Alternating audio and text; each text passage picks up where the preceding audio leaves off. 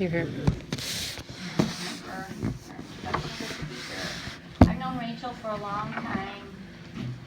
Don't see her much anymore because she's got a very, very busy life.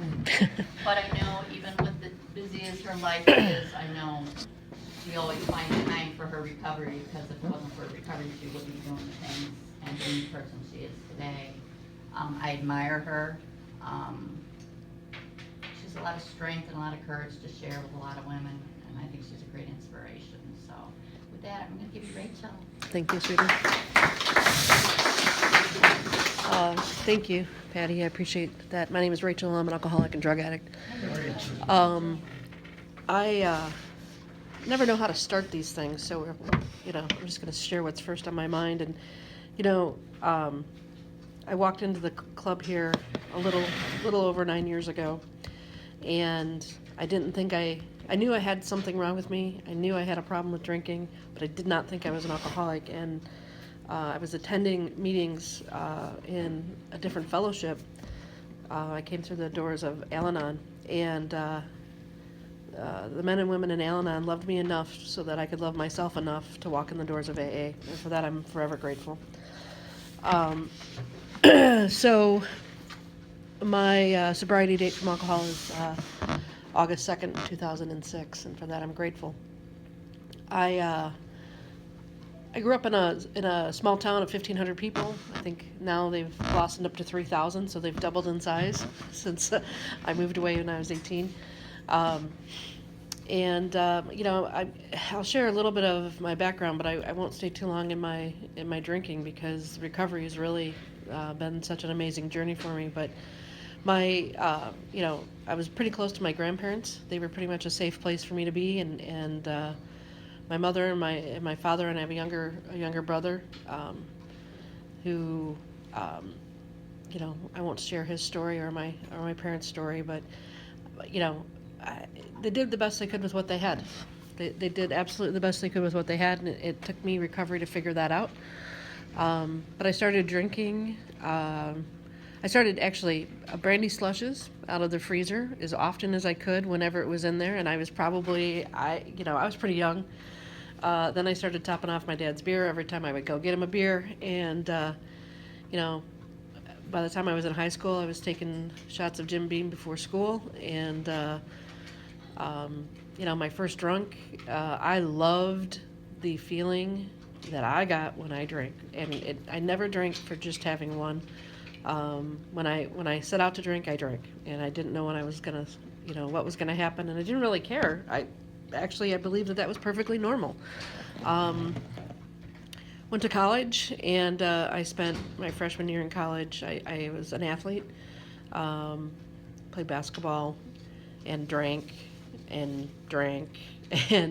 I lived off campus, and actually my basketball career ended very quickly, and I ended up meeting a gentleman, and we got married. And by the time I was 21-ish, I think 21, 22, I'd have to do the math. Had my daughter, and she's now 24. So I'll let you guys do the math there. But drinking for me, and actually pills for me, were pretty much a way of life. In 1997, I was diagnosed with Crohn's disease. I had emergency surgery. And I was divorced, and I almost died.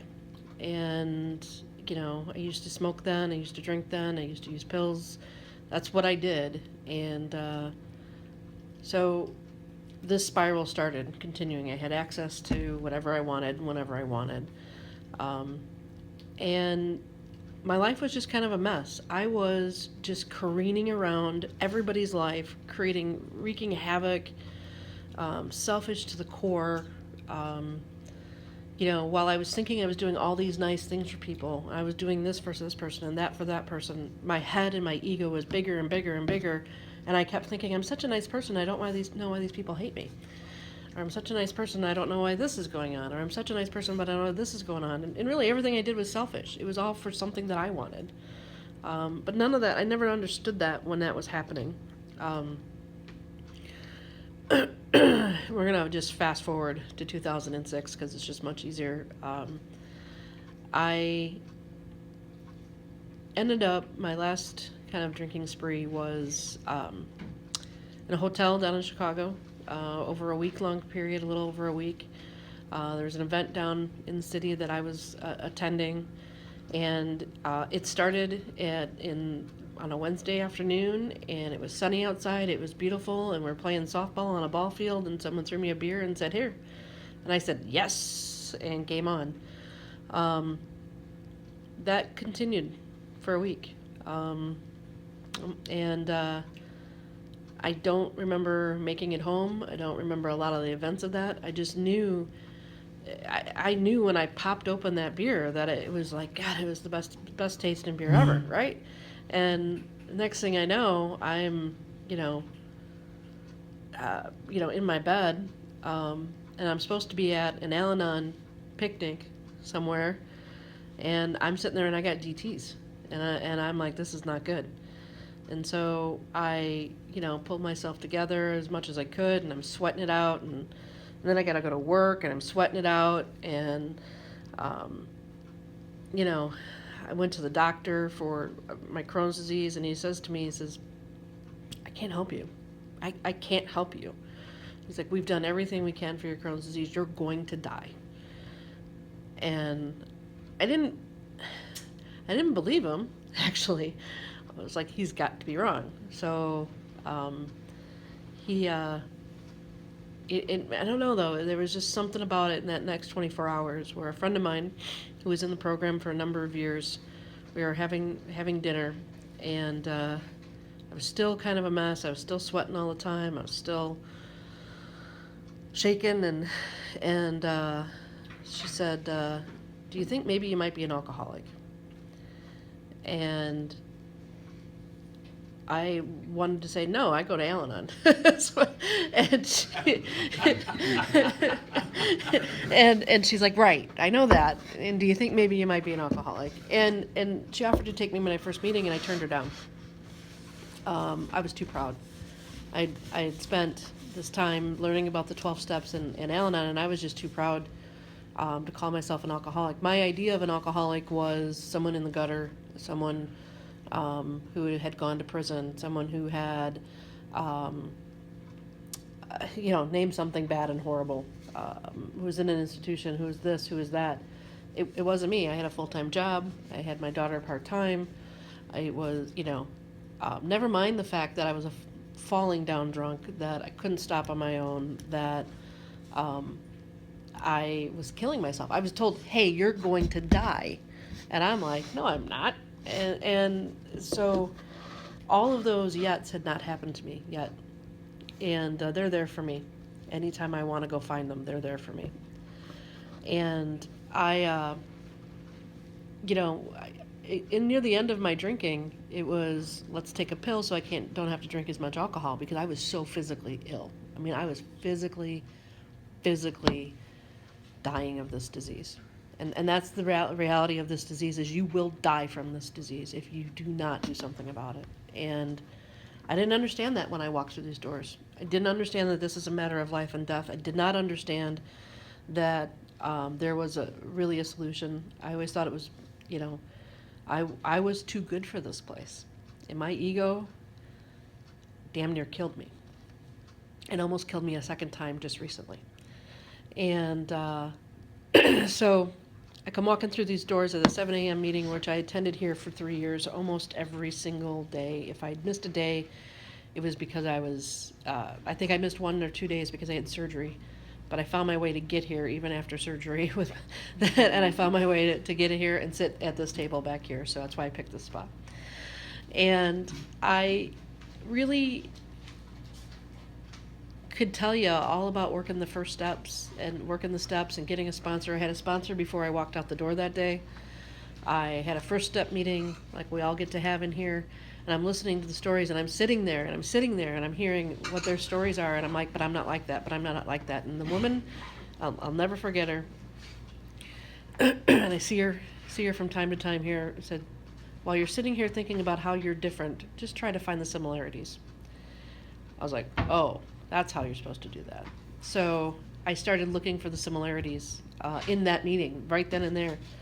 And, within a minute of hearing someone's story, I had two handfuls of similarities. And I was like, well, maybe I got this thing. Maybe I really am an alcoholic. And it was just this battle. It was just this, I am an alcoholic, I'm not an alcoholic. I can't picture my life not drinking.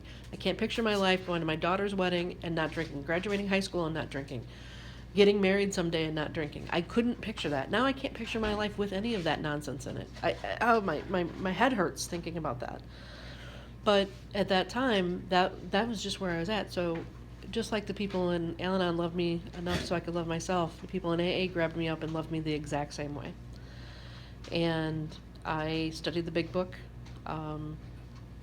just with complete abandon. And because I was the type of person that I had to read it, I had to talk about it. I had to read it, I had to talk about it. I'm an experiential learner.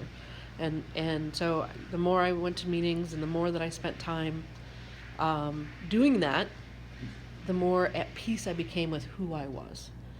And that's what started the journey of the 12 steps for me.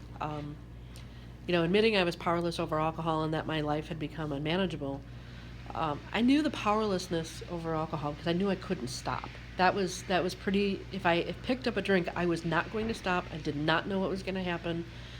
And I was going to die. That's the only thing I knew of at that point when I walked through the doors. And the unmanageability of my life, that is really interesting. That's something in the first step for me that reveals itself every single day. The unmanageability of my life on a daily basis is smack dab in front of my face if I'm working the principle of the first step, which is being completely honest with myself. And that is really hard to do. I'm great at telling myself something's different. This disease tells us we don't have the disease. So, you take that with thinking I don't have the disease for 5 minutes and I'm dead. I'm dead. And so today I still face that first step every single day, completely honest with myself and looking at the unmanageability of my life. Because if I don't, I'm restless, I'm irritable, I'm discontent, I'm a pain in the ass, grumpy, and egomaniac. And that's not a very nice Rachel to be around. The second step, came to believe that a power greater than ourselves could restore us to sanity. Interesting. I did not have God in my life when I walked in the doors. I had Al-Anon in my life, and that was my power greater than myself then. I had tried every single religion, every single variable of meditation and prayer, and studied everything, and I just didn't feel it. I just did not feel like there was anything other than me trying to careen myself through the world. And the other part of this step was restoring us to sanity.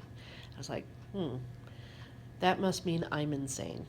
And it was true. I was insane. And so eventually, through this program, I have developed a relationship with God today, who I call God. And it is the most amazing relationship I have in my life today. And it's the only relationship that keeps me okay here. It keeps me very, very clear about the unmanageability of my life. And every single day I turn my life over, like we say in the third step. Because if I'm in charge of this world, it's a different place. If I'm in charge of my world, it's a different place.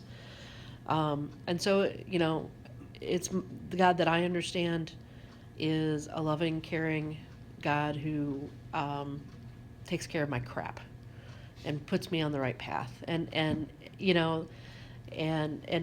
shows me loving and kind people in my life to go around. Because before that, I was just trying to repeat all my past. I was trying to fix all my past. I was trying to make it, fix, manage, and control everything to be a certain way right here and right now so that I could be perfect. And it could be perfect and I could feel good inside. Because the only place that I felt that perfectness was in a drink. And when I was not here. And now being not here is the most uncomfortable place for me. But being right here, right now, in this moment, with my heart open, there's no place better. No place better. And no place more real and honest and true. going to share something before I talk about the fourth step in my life, because recently I was extremely involved in the program until I got to about 5 years. I've still been involved in the program. I would attend conferences, I would attend meetings, but I was just checking a box, man. I was just like, I'm showing up because it's where I'm supposed to go when I feel unmanageable. My connection to God was just a checkbox. It was a checkbox. I'm showing up. I'm praying. I'm getting on my knees. I'm saying the third step. I'm saying the seventh step. I'm reading the big book. I'm doing everything I'm supposed to do. Why am I not happy? Because I wasn't doing anything about feeling and being where we were. And I started finding successes in my life that I started taking credit for. And my ego got really, really, really out of control. I'll tell the story about powerlifting and a transformation. In 2011, I had 2 major surgeries. Again, I was faced with my own possible death, and had my affairs in order, and was going into my second surgery of that year. And Crohn's disease took a lot for me. Took a lot. It took part of my colon. Took a part of my soul, I think. Fighting that disease is really exhausting sometimes. Sobriety helped that quite a bit, but it was still there. It's a chronic illness that never goes away. And I was tired. And I got home and I got out of surgery, and I was alive. Got a lot of painkillers during that process, and that was tough. Kicking those every single time after those surgeries was really, really hard. My addiction was going crazy on the inside. I started having the thoughts of wanting to drink. And I always came back here, because I knew there was a solution here, but I always came back here. But I never could feel again. I never worked the steps during that time. I just was surviving and hanging on. And in 2013, I was at the World Trade Center, and I had one of those spiritual experiences that happened. And I'm standing there, and I'm 310 pounds, and I am sick. I'm absolutely sick. And I can't do what I want to do. I can't walk. My Crohn's disease is still active. I'm having to find places where we could cool off. It was July 4th. It was hot. It was sticky. It was just a mess. But I'm at the World Trade Center. And when you're looking at the memorial and you look down, there's just something that hit me. And I remember having this thought. My friend took a picture of me, and I looked at the picture on my camera, and I said, this isn't going to end like this. This isn't going to end like this. I may be sober, but I wasn't sober in my heart. I mean, it was dry. I wasn't ready, though, to get to make that connection to God the way I needed to. And I spent this time putting my efforts into other things, which have now become a real blessing. But I started eating differently. I went to the gym and said, all right, I'm going to lose this weight. I've got a trainer, thank God for that. See, God puts people in my life all the time, puts people right there. And he brought me this guy. His name's Michael. He was a chef, he was a massage therapist, and he was a personal trainer. And I saw him every single day for a year. And, he came to my house and taught me how to cook. He gave of his time, his knowledge, and he helped me figure out foods that I could eat, and he taught me how to prepare them the way I could prepare them. And he started making me whole again. And I didn't understand what I was being prepared for. I didn't understand, I was lonely at that time. And I was in a relationship, and I was lonely, and I was miserable still. And so I'm doing all these great things and losing all this weight. And on the outside, everyone's like, oh my God, you look great. And on the inside, I'm like, yeah, I'm dying. And I'm really thinking those thoughts when people are talking to me. And I'm not here. I'm not here in the rooms. I'm not talking to my sponsor. When I talk to my sponsor, yeah, I'm great, bye. Text her, great. Email, great. My daughter moves to Kansas and goes and gets married. And I'm just checking the box, man. I'm just checking the box. Beautiful wedding, wonderful son-in-law I have. I have now 3 foster children that are beautiful and amazing. But, I didn't feel any of it. I was just dead inside. So this gentleman comes up to me and he says, hey, did you know that you're pretty strong? And I said, no. He's like, you want to be a power lifter? And I said, okay. I just said yes. And I met him at a gym, and we lifted some weights, and another gentleman's there, like, well, welcome to the team. Come on, part of Overkill. And I'm like, all right, well, what does that mean?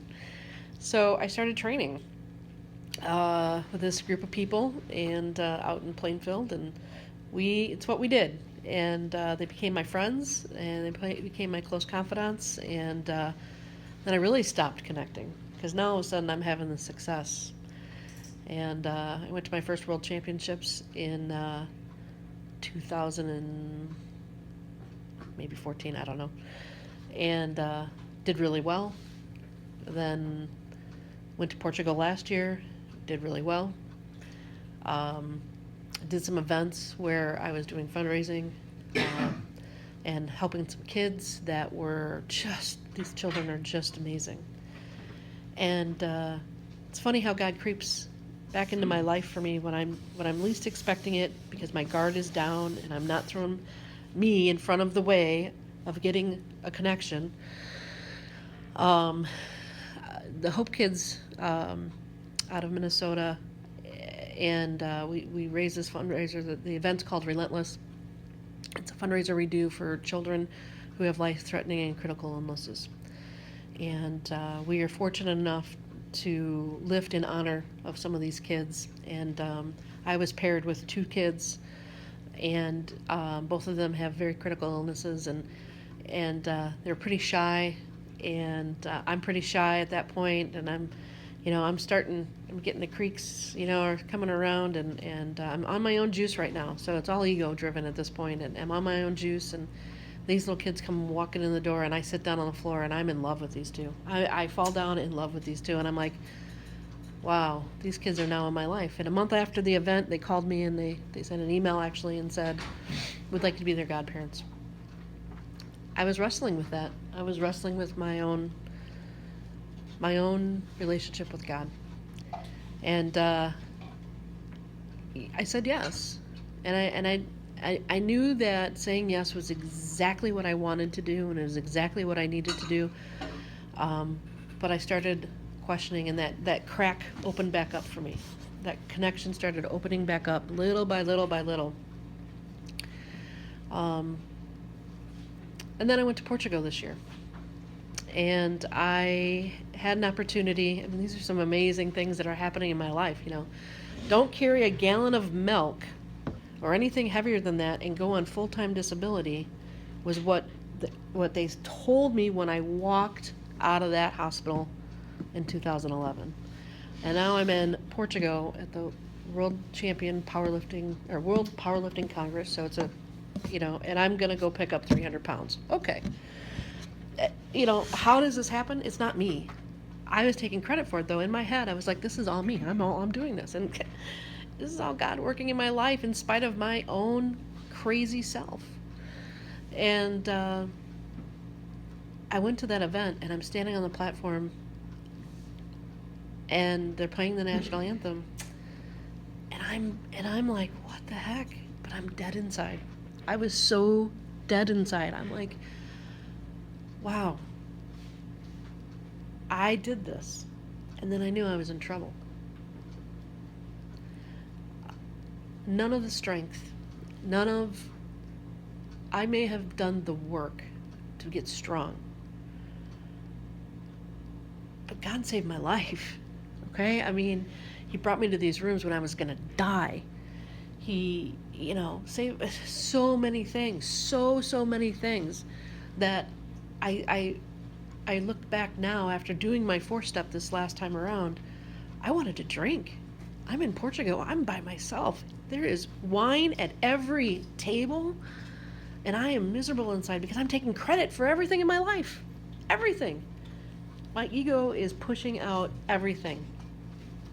In the rooms they say, edging out God? Oh yeah. Edging out? Are you kidding me? Pushing out, locking the door, and saying, I'm still in charge here.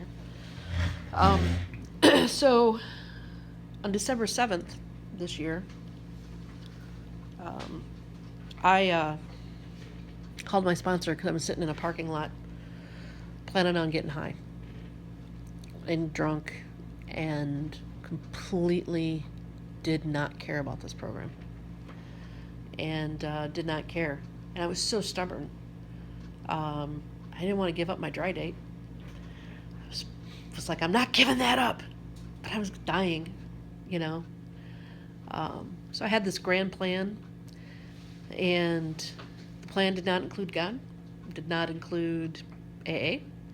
It included getting messed up and dying. That's what it included. And that's because I spent the last 5 years running away from a connection to my higher power, not doing the steps, not working a 10th step, not doing 11 and 12, not doing number 4, during all that time and taking credit for it. And so I walked back into a meeting at 6 o'clock that next morning after I called my sponsor, and thank God I knew what to do. You sit in the rooms long enough, you know what to do. And if you have that willingness that you don't want to die, you're going to do something different than what you have planned. And I did something different that day. I picked up the phone and got really honest with her. More honest than I had ever been in the entire time that she sponsored me. And I didn't die because I'm sitting right here. So I now, I started going back to meetings. Through all of this, I ended, prior to that, I had been in a long relationship for a long time. And that ended in the summertime. And so I dove into more powerlifting. Because, of course, what do? If you take your time and you do powerlifting, you do this, you do that. And I was resentful at everything. So I started writing my 4-step again after I'd done that. And I did something different. I traveled to Grand Rapids, Michigan, really frequently. There's a person up there who I met who has a gym, and I would train with them up there. I really, really just felt connected and felt like this was really safe place for me to be. And so I would be going up there. I went up there a couple times before I went to the World Championship. And so I went up there for a weekend. And that's when everything started coming out, was that weekend. And so I wrote my 4-step and started going to church. I'd never done that before. I hadn't gone to church in 25 years. So that was my thing. It doesn't have to be your thing. There's power greater than ourselves is all it says to be here. For me, that's how it evolved in 9 years, from nothing to what I have today. And I'm grateful for that. But it opened the door, and I started writing my 4-step. And the first resentment I had was to God. I'd never done that before. I'd never written that before. I was like, man, I'm really pissed off at God. And not really able to see, and looking back, that I didn't do anything in my life. I did what the work was in front of me to achieve the goals that I did. But all those places and all those events and all those coincidences, right? The coincidences were like right here in front of me. That's not because I did it. Something greater than me was working because I'm alive today. And I wasn't very alive through many things out there. So the 4-step was really probably the most thorough 4-step I've done in recovery. And it was really honest. And when I went to do my 5th step, I did something different. I went to a normie to do my 5th step, which I thought I was crazy. But I found somebody spiritual, and Big Book didn't tell me that I had to be a certain person. The Big Book said somebody I trusted. I don't remember the words. Can't quote it anymore. But it was the most powerful 5th step I've ever done, because I was finally free of so many things lies that I wasn't sharing throughout these years, about how I felt about myself and how I felt about other people, and how hurt I was and how alone I felt. And I shared it with this 5th step, during this 5th step. And I'm up in Michigan, and the next morning I get up and I make myself a cup of coffee, and I felt 1,000,000 pounds lighter. And that's never happened to me on a 5th step before. Never, I was just checking the box, and I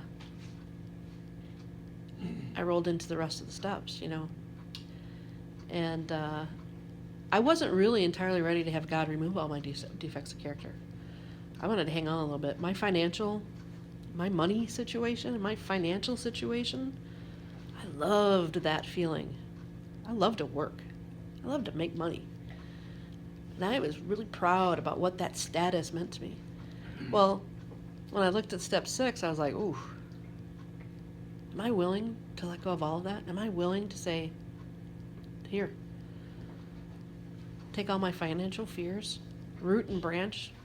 Am I going to be enough? And I'm enough. Turned it over. And a lot of other things too. You know, from body image to being in charge and trying to control everyone, and selfishness and the self-centeredness that we learn about ourselves in the steps. And am I willing to be completely honest every day, smack dab in my eyes? So 6 and 7, I stayed on a little longer than I did the first couple times around doing the steps, because they needed to really work me a little bit. They needed to sink in a little bit. And didn't sit on them for days, but I really wrote about them. That was how I worked them, is I wrote about them. Because I was just like, oh yeah, okay, check the book and the big book, got it. Okay, again, I'm really good at following instructions, step 1, step 2. But I wasn't really good at feeling it, you know? So I had the list from my 4th step about persons I had harmed, and quickly wrote down my 8th step list, and realized that I had to add some more people to it. Always interesting. It's always cracks me up how that works for me.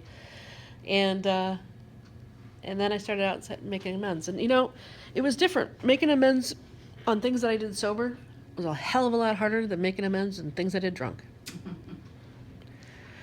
But, you know, people loved me when I didn't love myself still. And they still do today. They still do today. And the opportunity for my amends came fast and furious to me. And I started making amends, and I come to find out during all this, my friends were just worried about me. I didn't know. I thought they didn't give a shit. My powerlifting friends who I abandoned and turned my back on here, they're like, oh my God, we're so glad you're back. We're so glad you didn't die. We're so glad that this. I'm like, I didn't know that you guys knew anything was wrong. They're like, are you kidding me? You were here 4 days a week, and now you barely talk to us. And when you come, you turn your back to us. You know, they're people. And the resentments that we have between each other, stupid. Stupid. I had to forgive them, and I had to forgive myself. And they're just like me.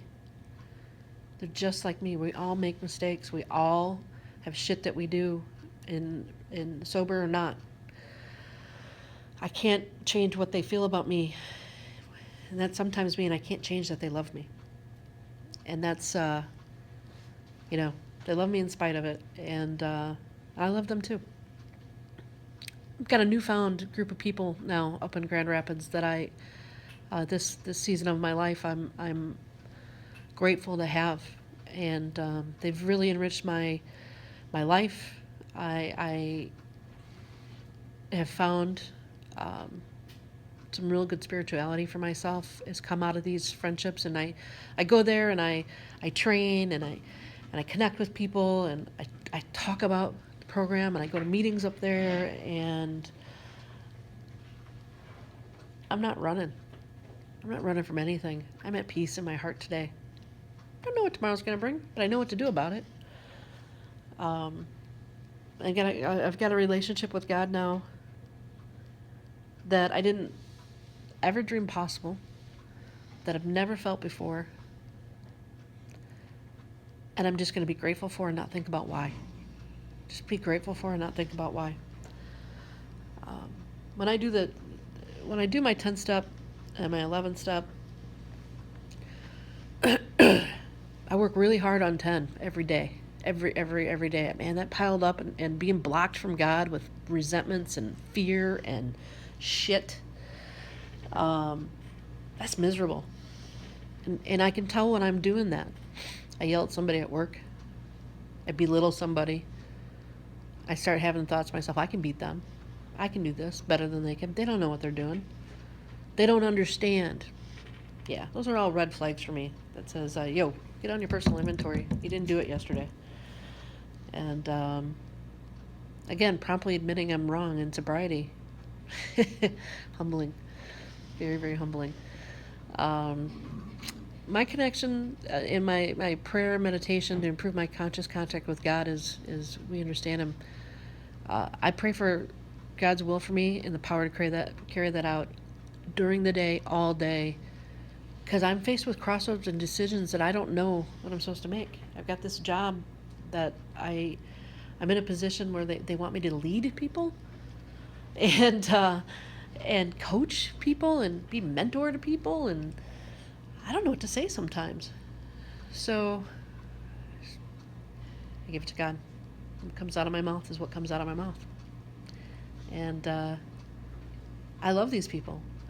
And that's all I can do. Is sometimes the only thing I can do is love somebody. Because people in these rooms loved me more than I could ever have loved myself. So it's safe to say that I've had a spiritual awakening as a result of the steps, and I'm going to close real soon here. I've talked a lot today.